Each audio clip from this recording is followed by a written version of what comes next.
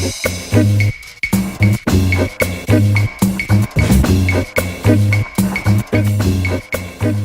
so I guess this is the first vlog with a view.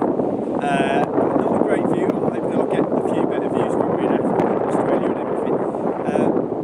But I thought this would be a good time to practice anyway. This is what I've called home for the last year and a half. This is Ballywalter Beach, Northern Ireland. It's a decent view when it's not raining, which is, I don't know, about 10% of the time. It is cold. It is the 10th of January 2016 and it is bloody freezing. It's pretty Baltic now, so hence why I've got my scarf on. I've got a bit of the sniffles and everything like that. So yeah, I'll show you around a bit. Fascinating. Absolutely fascinating. Well, as long as you know that the best is yet to come in your ear hole, brace yourself, cause what I'm about to say is pure gold, kinfolk. Careful, little man, earmuffs, cause what I'm about to say is fearful. Here goes, remember now, put your hands on your earlobes. I'm about to give it. So, seatbelts on, safety first. He says as he films himself driving. Don't worry, it's a quiet residential street and it's raining because it's typical Northern Ireland, so there's no one about, safe driving and all that. Why am I doing a video in the rain? I don't know. Welcome to Ireland. So this is a good example of what it's like the other 90% of the time in Northern Ireland.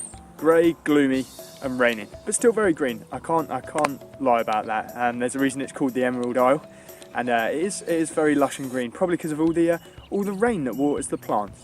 It isn't built up, not like where I live down in Brighton. Anyone who's been to Brighton or anywhere south of London knows how built up it is. But yeah, I'll show you around.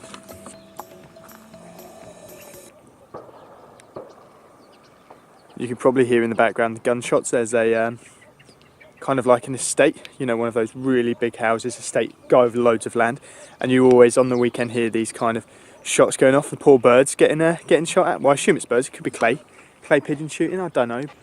There's a bird up in this tree being well noisy. I would film it, but it'll be disappointing because the lens I've got here is only like 50mm, so you won't see it. Little starling or something. I'm about to give it to you straight, no chasing in a beer bong.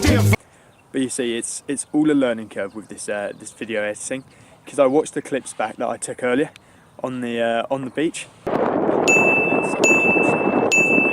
So wind is something I have to take into account, because everyone else generally does these things in a room or inside or somewhere sheltered, and I'm wanting to do mine out in the open.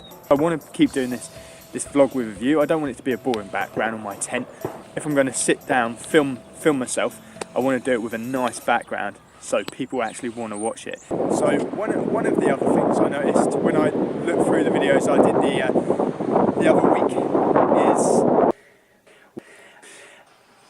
I was really out of breath. I felt like every time I finished a sentence I was going so sorry about that. That probably just goes to show my lack of general fitness at the minute.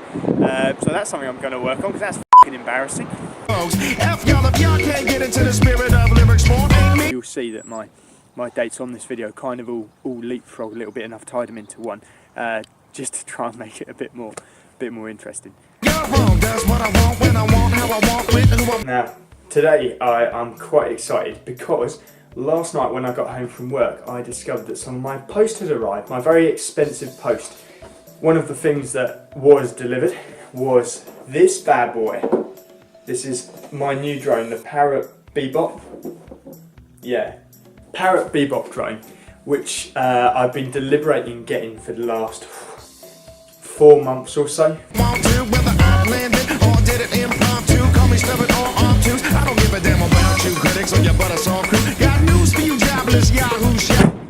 But you see, here's the thing about money, is that this car, which has been fine, it's been brilliant for like the last year, I'm about to sell this for 300 quid. So that, £300,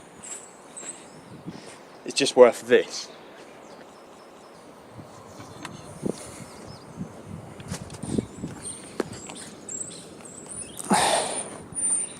That's it.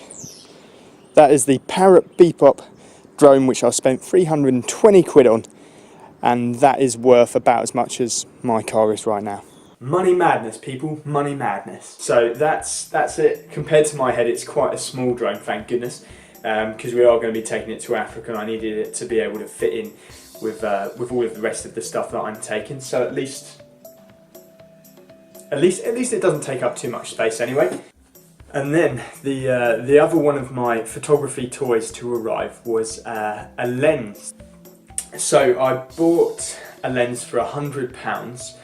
Which is quite cheap. It's a 420 to 800mm lens, and it's done by a company called Optica. If I tried to buy one of Panasonic Lumix's lenses directly, it would cost me about £350 for a 300mm lens, which is too much for me. I've never done wildlife video before, so it's a bit of a, bit too much of a financial investment. Whereas the drone is just going to be a laugh. Moves from the cheap seats, F you, y'all can never do what I do, and y'all know this to be true. I'm in my own little world, little boys, little girls. Get down with it, baby, that's how we get down. I'm in my own little world, little boys, little girls. Get down with it, baby, that's how we get down. I'm in my own little world, little boys, little girls. Get down with it, baby, that's how we get down. Here it is. It starts off about that size, and if I want it the full 800mm, it extends like that. Yeah, so with this, hopefully I'm going to be able to get some good wildlife footage, but I'm just going to have to play around and see, because one of the things I did read online is you have to kind of focus it manually rather than it being automatic, and like I say, I have no skill in photography or video and anything like that, so I normally like it to just be able to autofocus. That's one of the things this camera's good at. So I'm going to have a practice with that, but I thought I would just show you those toys because I'm well excited to get to use them. Although last night, it was only after I bought the drone, I was talking to one of my good friends, Andrew Green, who's been living in Africa for last year and having the time of his life. And I dropped him a message and said, mate, I've got a drone. And he came back and he said to me, yeah, you'll get some really good footage, as long as you use it in the right places. And he said, but you have to be careful with some of the places you use it in Southern Africa, because it's illegal in some countries. So I did a little bit of research, and yeah, so Kenya, which is the country we're flying into, apparently it's illegal to have like recreational drones and stuff in Kenya, which is a bit scary because I'm hoping it doesn't get nicked in customs. So I'm going to have to try and hide it from the authorities maybe a bit. My own little world, little boys, little girls. It's just so ridiculous. Our dashing receptionist. Oh, here come the cleaners. Get the blue hair, get the blue hair. This is what you can expect from DW Sports Fitness.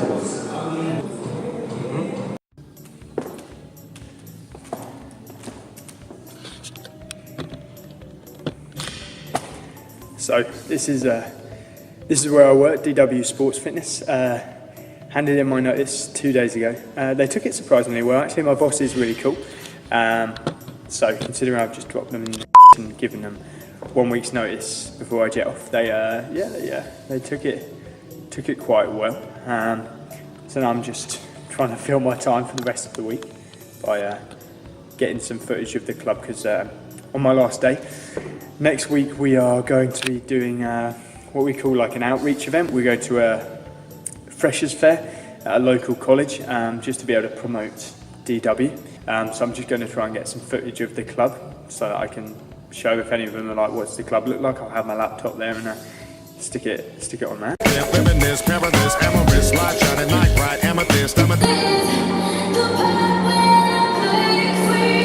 So this is the free weights room. It's now it's empty at the minute, so I figured I'd come up here with the Zig camera.